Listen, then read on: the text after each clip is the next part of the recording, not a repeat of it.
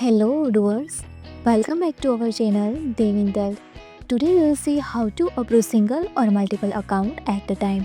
So let's see about that, how to work it. You can see here module Dev account approval. First install this module, so click on this activate button.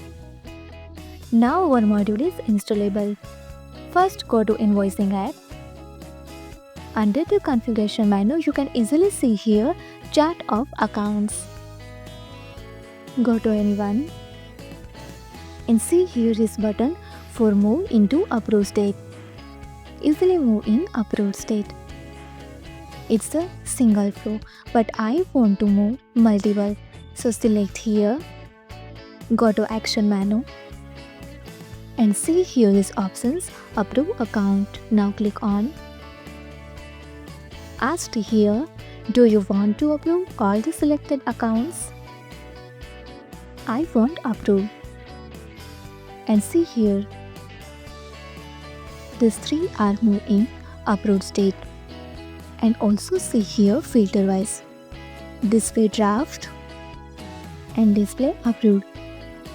If you found this helpful, do it like, share and subscribe. Thanks for watching this video.